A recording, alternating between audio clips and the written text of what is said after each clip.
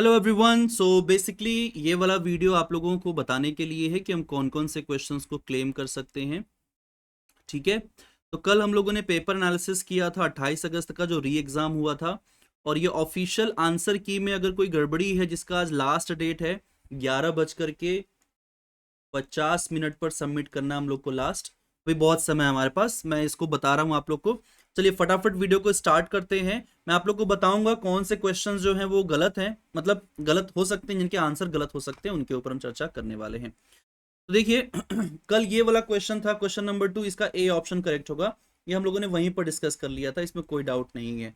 ठीक है, जो सेकेंडरी एक्टिविटी के होते हैं उनको हम ब्लू कॉलर वर्कर कहते हैं। क्वेश्चन नंबर 10 में देखिए डाउट था। क्वेश्चन नंबर 10 का हम लोगों ने देखा था। 10 में जो है आपका ऑप्शन नंबर ए दिया था। ठीक है, अगर आपका ऑप्शन नंबर ए दिया है तो ठीक है, मतलब सॉरी ए दिया है तो गलत है वो। इसमें होगा सही ऑप्शन बी। ठीक है ना, बी क्यों होगा, मैं इसको हटा देता हूं ना, डाउट हो जाएगा। बी क्यों होगा, क्योंकि देखिए सबसे पहले कॉन्वेक्सिटी होती है, फिर फ्री फेस होता है, फिर रेक्टिलिनियर होता है, फिर होता है बेसल कॉन्केविटी। तो पहले कॉन्वेक्स देखिए होगा नंबर 1, उसके बाद होगा आपका फ्री फेस, उसके बाद होगा आपका रेक्टिलिनियर, और अंत में होगा कॉनकेव 4। इसलिए क्या हो जाएगा, इसका बी करेक्ट होगा। इसका जो क्वेश्चन आईडी है मैं लिख देता हूं, लास्ट के जो 4 डिजिट है वही क्वेश्चन आईडी होंगे। सब में क्वेश्चन आईडी ऐसे लिखा होगा 342123, लास्ट के 4 डिजिट होंगे 8631। तो लास्ट के 4 डिजिट ही क्वेश्चन आईडी आपका इंपॉर्टेंट है। ठीक है, ये क्वेश्चन आईडी था इसका। नंबर 10 के बाद जो अगला है वो देखिए है 31। नंबर 10 के बाद है 31 देखिए, इसमें क्या था, इनको अवरोही क्रम में यानी कि इनको डिसेंडिंग ऑर्डर में करना है। डेवलपमेंट प्लान की अगर हम बात करें तो डिसेंडिंग प्लान का मतलब हो गया कि देखिए इसमें जो सही ऑप्शन होगा 31 का, वो है ना, क्या होना चाहिए, 31 का डी होना चाहिए। क्या देखिए आप सभी लोग, इसमें जो आपका राष्ट्रीय सम विकास योजना है 2003-2004 में आया था, नेशनल वाटरशेड डेवलपमेंट प्रोग्राम है रेनफेड एरिया 1990 में, 1991 में आया था, और डेजर्ट डेवलपमेंट प्रोग्राम 77 और 78 में आया था, और कमांड एरिया डेवलपमेंट प्रोग्राम 74-75 में आया था। तो बी डी ए सी सही ऑप्शन है इसका, बी डी ए सी यानी कि डी वाला ऑप्शन करेक्ट होगा। इसका जो क्वेश्चन आईडी है देखिए, वो लास्ट के जो डिजिट है वो है 8678, लास्ट के डिजिट ही इंपॉर्टेंट है आपका, यही क्वेश्चन आईडी है। ठीक है, 8678 हो गया। इसके बाद क्वेश्चन नंबर देखिए 32 में, कि भूगोल में जो कट्टरपंथी मार्क्सवादी अभिविन्यास था, है ना, radical Marxist orientation human geography में, इसका सही ऑप्शन सी होगा, यानी कि फेमिनिस्ट ज्योग्राफी सही होगा इसका। ठीक है, फेमिनिस्ट ज्योग्राफी सही होगा। इसका जो क्वेश्चन आईडी है वो है 8692। ठीक है, क्वेश्चन आईडी है इसका, इसका सही ऑप्शन सी होगा। ठीक है, देखिए फेमिनिस्ट को ही हम रेडिकल, मतलब as a part of radical Marxist orientation में डेवलप हुआ था। जेंडर, सोशल जस्टिस, और कैसे हम जेंडर को देखते हैं कि वो है ना अपने एग्जिस्टेंस को ढूंढता है, जो इक्वालिटी है मेल और फीमेल्स के बीच में, है ना, उसको देखता है ये। तो ये भी एक तरीके से रेडिकल ज्योग्राफी ही माना जाता है, उसी का पार्ट है ये, राइट।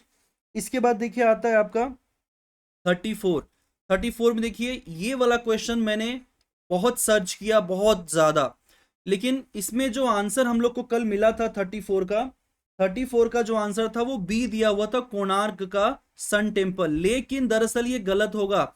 देखिए पूछा है 2022 से 2023 का second highest visited monument bye domestic visitors. इसका सही ऑप्शन जो होगा वो होगा रेड फोर्ट, यानी कि ए। इसको एकदम 100% हम क्लेम कर सकते हैं। कैसे क्लेम कर सकते हैं, देखिए ये है 2022 का डेटा, और ये है 2022 और 23 का डेटा। देखिए ये कहां से लिया गया है, ये डेटा लिया गया है इंडिया टूरिज्म स्टैटिस्टिक्स से, ये मिनिस्ट्री से लिया गया डेटा है। ठीक है, मिनिस्ट्री का डेटा है, मिनिस्ट्री ऑफ टूरिज्म से लिया गया डेटा है। आप देखो यहां पर ध्यान से, डोमेस्टिक सबसे ज्यादा ताजमहल लोग देखने जाते हैं नंबर 1, नंबर 2 पर है रेड फोर्ट, और नंबर 3 पर है सन टेम्पल, चौथे पर है आगरा फोर्ट। तो 1 2 3 देखेंगे आप तो ताजमहल, रेड फोर्ट और सन टेम्पल है। तीसरा नंबर पर आएगा, ताजमहल को 45 लाख लोग देखे हैं, 22 लाख लोग रेड फोर्ट को और 21 लाख लोग देखें सन टेम्पल को। तो इसका 100% आंसर 2022 का भी आंकड़ा अगर आप देखोगे ना तो भी रेड फोर्ट नंबर 2 पर है, तब भी है रेड फोर्ट नंबर 2 पर, राइट। देखिए तो इसका क्या सही आंसर हो जाएगा, रेड फोर्ट, यानी कि ए वाला ऑप्शन करेक्ट है। इसको 100% हम क्लेम कर सकते हैं। ये पीडीएफ मैं आप लोग को शेयर कर दूंगा, ठीक है, टेलीग्राम पर। सब कुछ आपको टेलीग्राम नेट जेआरएफ सॉल्यूशनिस्ट पर मिल जाएगा, ठीक है। अच्छा इसका आईडी देखिए इस क्वेश्चन का 34 का जो आईडी है क्वेश्चन का वो है 8679, ठीक है, 8679 है क्वेश्चन आईडी। अगला क्वेश्चन देखिए हो जाएगा आपका 38 क्या था, इसमें कोई डाउट नहीं था, इसका कैलकुलेशन को लेकर के था डाउट। तो बेसिकली ये क्या पूछा हुआ है, फोटोग्राफी और उसके स्केल के बारे में बताया हुआ, एरियल फोटोग्राफी। तो कैसे कैलकुलेट करेंगे, देखिए ये कह रहा है स्केल कैसे निकालते हैं, हम स्केल निकालते हैं distance on the photograph and distance on the ground, ठीक। तो ये होता है आपका स्केल, आरएफ जिसको हम कहते हैं। तो फोटोग्राफ पे कितना है 2 इंच है और ग्राउंड पे कितना है 60 फीट है। क्या करना है, हमको इनको कैलकुलेट करना है। 60 फीट है इंच में कन्वर्ट करना है, चूंकि एक ही वैल्यू में हम नहीं कर सकते, एक ही वैल्यू में करना होगा, अलग अलग नहीं। अगर इंच में है तो फीट में, या चूंकि फीट बड़ा है तो इंच में से कन्वर्ट करना पड़ेगा, तो हमने इंच में कन्वर्ट कर दिया। अब स्केल निकालने के लिए 2 इंच अपॉन 720 इंचेस को हम डिवाइड कर देंगे, 1 अपॉन 360 मीन्स 1:360 बन जाता है। एकदम सिंपल सा, आसान सा। इसका सही ऑप्शन बी है, कोई डाउट नहीं है, इसका आंसर सही है। ये जो क्वेश्चन आईडी था वो है आपका 8702, ठीक है। अगला क्वेश्चन देखिए आपका है 48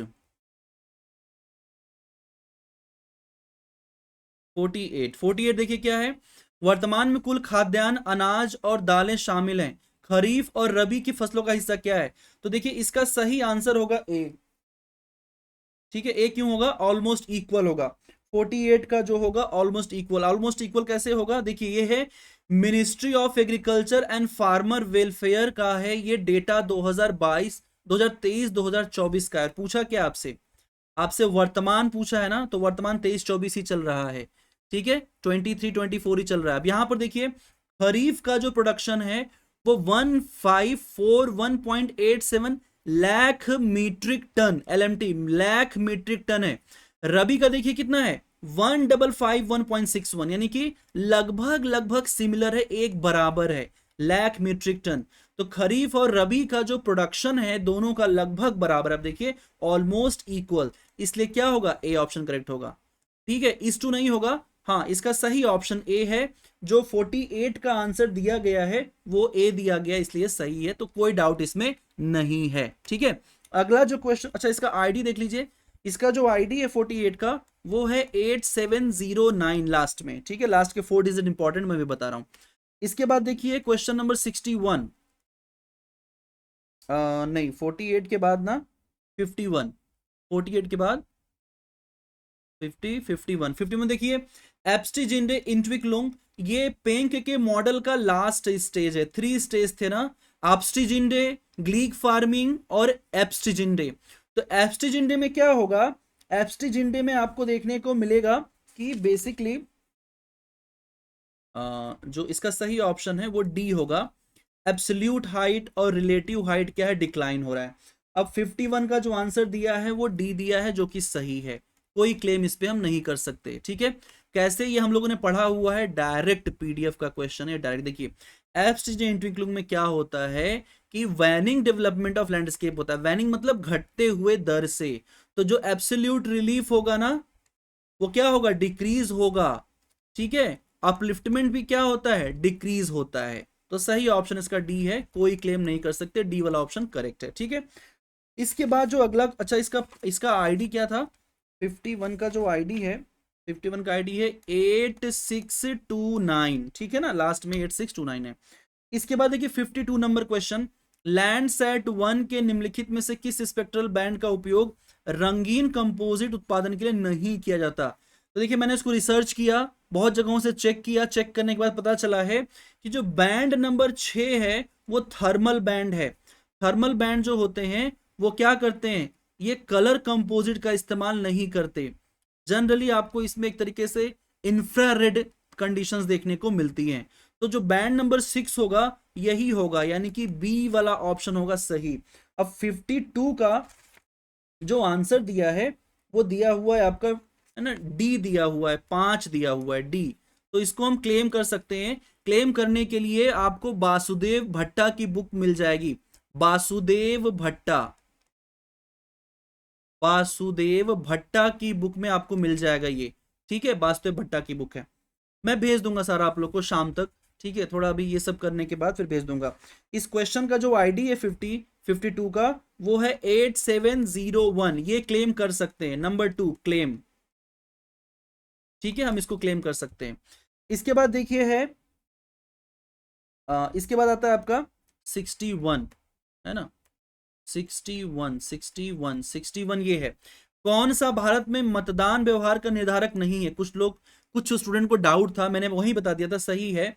जो एज ऑफ कैंडिडेट है ये कभी भी वोटिंग बिहेवियर का कारण नहीं होता है।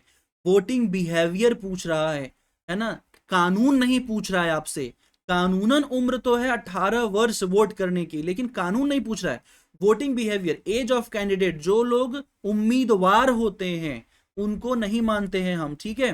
कास्ट ऑफ कैंडिडेट मायने रखता है, कैरिज्मेटिक लीडर मायने रखता है, और पार्टी ऑफ लीडर मायने रखता है, ठीक है। जो नहीं रखता है वो होगा बी वाला ऑप्शन, एज ऑफ कैंडिडेट। सही है, इसका आंसर सही दिया हुआ है, 61 का बी माना हुआ है, जो कि सही है, ठीक है, कोई डाउट नहीं है इसमें। अगला क्वेश्चन देखिए, 61 के बाद 62 में डाउट था। The graphic illustration of geographical cycle of Davis, the gap between two curves, upper and lower represent, जो ऊपरी और निचला वक्र है वो क्या रिप्रेजेंट करता है? तो इसका सही ऑप्शन माना था बी, हाँ जी, तो बी जो है ना आपका, वो करेक्ट है, कोई डाउट नहीं है इसमें, है ना। रिलेटिव रिलीफ होगा इसका सही आंसर। जो रिलेटिव रिलीफ है उसी की बात वो करते हैं, मैंने बताया भी था ऐसे बना करके आप लोग को कि देखिए कैसे रिलेटिव रिलीफ गिर जाता है, ठीक है। तो सही है, इसमें हम क्लेम नहीं करेंगे, बी वाला ऑप्शन करेक्ट है। इसके बाद अच्छा, इसका क्वेश्चन आईडी देख लीजिए, इस वाले का बताया मैंने 61 का। 61 का जो क्वेश्चन आईडी है वो है 61 का 8685 है, ठीक है। ऐसे ही जो 62 है इसका है 8628 है क्वेश्चन आईडी, ठीक है, लास्ट के 4 डिजिट। ओके 62 हो गया। इसके बाद देखिए 67 देखिए क्या पूछ रहा है कि when people from certain social background are denied to particular facility is called, इसका जो आंसर माना है वो बी माना है, एक्सप्लिसिट एक्सक्लूजन। इसको डिस्कस कर लेते हैं। होना चाहिए इसका सी, सेलेक्टिव एक्सक्लूजन। क्या है ये देखिए, सबसे पहले आप, क्या होता है explicit exclusion? Explicit exclusion means the someone is directly or openly denied access to a facility or opportunity. This exclusion is publicly declared or officially stated. मतलब स्पष्ट बहिष्कार का मतलब है कि किसी को सीधे तौर पर एक सुविधा या अवसर से वंचित किया जाता है, इसे खुलकर बताया जाता है। यह बहिष्कार खुले आम या सार्वजनिक तौर पर घोषित होता है। जैसे अगर किसी कानून या नीति में यह स्पष्ट रूप से लिखित हो कि किसी विशेष जाति या वर्ग के लोग किसी खास नौकरी या सुविधा के लिए पात्र नहीं है, तो इसे स्पष्ट बहिष्कार कहा जाएगा। सेलेक्टिव एक्सक्लूजन क्या होगा? चयनात्मक बहिष्कार का मतलब है कि समाज के किसी विशेष समूह को चुनिंदा तरीकों से या कुछ सुविधाओं से वंचित किया जाता है, जबकि बाकी समाज को उस सुविधा का लाभ मिलता है। जैसे किसी जाति या समुदाय के वर्गों को किसी सुविधा का लाभ नहीं दिया जाता है और बाकी समाज को दिया जाता है, तो यह चयनात्मक बहिष्कार कहलाएगा, जिसको हम सेलेक्टिव एक्सक्लूजन कहते हैं। क्या है selective? Selective exclusion means that a specific group in society is selectively denied access to one or some facilities. यही तो पूछा आपसे, है ना, are denied to particular facilities। तो denied में क्या हो जाए? सेलेक्टिव हो जाएगा। तो इसका मुझे लगता है कि सी वाला ऑप्शन सही है और हम इसको क्लेम कर सकते हैं। तो ये तीसरा क्वेश्चन है क्लेम करने के लिए। इसका जो आईडी है, इसका आईडी है 8682, क्वेश्चन आईडी है, ठीक है। अगला देखते हैं, क्वेश्चन नंबर 67 के बाद है, 67 के बाद है आपका 70 देख लीजिए। Type of ecosystem has highest mean net primary productivity, is it tropical savanna? C option correct होगा। और 70 का जो आंसर माना है इन्होंने बी माना है, बोरियल फॉरेस्ट। क्या आप लोगों में सी दिया है इसका आंसर? तो मुझे बताइएगा। अगर सी आंसर दिया है तब तो क्लेम नहीं करना है, अगर सी नहीं दिया है तब इसको क्लेम कर सकते हैं। तो क्लेम नंबर 4 हो जाएगा। ये कैसे हो जाएगा? देखिए, जो ट्रॉपिकल सवाना है यहाँ पर आपको वार्म टेम्परेचर मिलता है और सीजनल रेनफॉल मिलता है। इससे क्या होता है, हाई जो नेट प्राइमरी प्रोडक्शन है वो देखने को मिलता है, एनएनपी। इससे क्या होता है, जो ग्रासेस होती हैं और स्कैटर्ड ट्री होते हैं यहाँ पर देखने को मिलते हैं, और अधिक मात्रा में सनलाइट मिल जाता है जो हाई प्रोडक्टिविटी को बढ़ावा देता है। बी वाला होगा अगर बोरियल, तो देखिए बोरियल एक तरीके से है तो एक तरीके से सदाबहार वन ही है, लेकिन चूंकि यहाँ पर ठंड का सीजन भी होता है, इसलिए क्या होता है, बहुत सीजन बहुत छोटा होता है, कूल टेम्परेचर होता है, इसकी वजह से हाई प्रोडक्टिविटी नहीं हो पाती है, केवल समर सीजन में ही हो पाता है। तो मेरे हिसाब से इसको हम क्लेम कर सकते हैं, अगर सी आंसर नहीं दिया है तो, अदरवाइज सी आंसर करेक्ट है, इसको हम क्लेम कर सकते हैं। बी आंसर कर दिया हुआ आप लोगों में तो, क्योंकि कल हम लोगों ने बी डिस्कस किया था, तो सी वाला इसका सही है, क्लेम नंबर 4 क्वेश्चन। अच्छा, इसका आंसर, इसका क्वेश्चन देख लीजिए, 8658, ठीक है, 8658 इसका क्वेश्चन का आईडी है। अब इसके बाद देखिए आता है 87 नंबर क्वेश्चन। देखिए ये है, इस पे हम लोगों ने कल डाउट देखा था, सही है, इसका डी वाला ऑप्शन करेक्ट होगा। 87 का डी वाला ऑप्शन जो है वो आपका करेक्ट है ना। जो भीली है वो इंडो आर्यन लैंग्वेज है, जो गोंडी है द्रविडियन है, और जो खासी है वो ऑस्ट्रो एशियाटिक है। ऑस्ट्रो एशियाटिक में ही मोन खामेर आता है, ठीक है, और लाहौली है तिब्बतो बर्मीज। तो सही है इसका, है ना, ये वाला इसमें कोई क्लेम करने की जरूरत नहीं है। इसका जो आईडी था आपका 87 का आईडी था 8689 क्वेश्चन आईडी, ठीक है।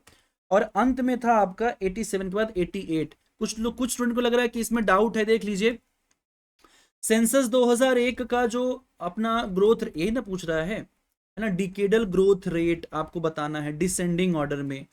तो 88 का सही ऑप्शन डी था, और डी होना चाहिए। कैसे होना चाहिए, देखिए यहाँ पर तो 2001 में 21.54% था डिकेडल ग्रोथ रेट, 1991 में 23.85 था, हाईएस्ट होगा, यानी कि बी सबसे पहले हो जाएगा, उसके बाद हो जाएगा ए, उसके बाद देखिए हो जाएगा सी, और अंत में हो जाएगा डी। डी का सबसे कम है, बी ए सी डी है, तो देखिए बी ए सी डी है डी वाले ऑप्शन में, इसलिए क्या हो जाएगा, नो क्लेम। सही है ये क्वेश्चन, आंसर इसका डी होगा, ठीक है।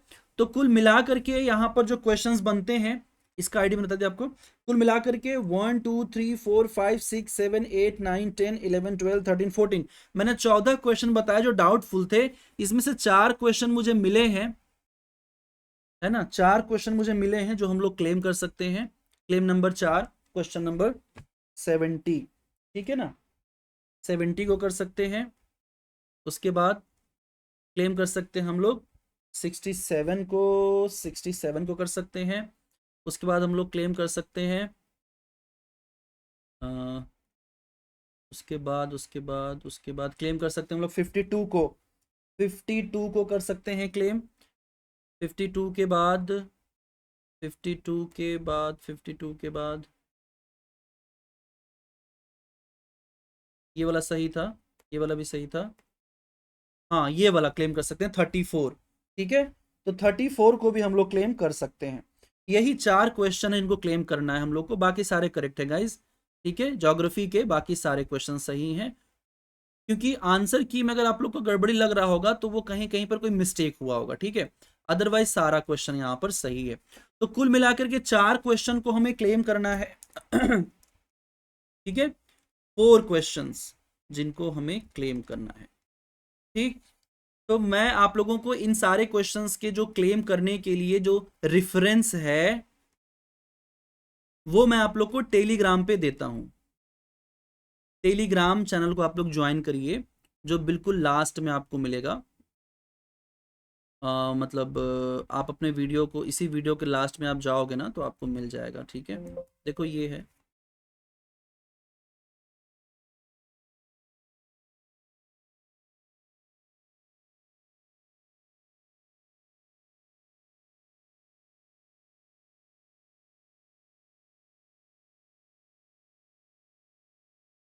ठीक है। आप सभी लोग टेलीग्राम चैनल पे जुड़िए, और यहाँ पर मैं आप लोग को पीडीएफ शेयर करूंगा, ठीक है ना। एकेजे एकेडमी का सोशल मीडिया हैंडल है, आप यहाँ पर ज्वाइन कर सकते हैं एकेजे एकेडमी को। मैं यहाँ पर व्हाट्सएप चैनल पे भी भेज दूंगा, टेलीग्राम पे भेज दूंगा, और व्हाट्सएप चैनल पे मैं भेज दूंगा, PDF क्लेम करने के लिए आप सभी लोग क्लेम कर सकते हैं। 4 क्वेश्चंस मिले हैं। बहुत बहुत धन्यवाद, शुक्रिया। वीडियो को शेयर करना दोस्तों को आप सभी लोग, ताकि उनको पता चल सके क्वेश्चन कौन सा क्लेम करना है। ठीक है, और चैनल पे पहली बार आए हैं तो चैनल जरूर सब्सक्राइब करिए गाइज, और बेल आइकन को जरूर प्रेस करिए। Thank you so much guys, मिलते हैं अगले वीडियो।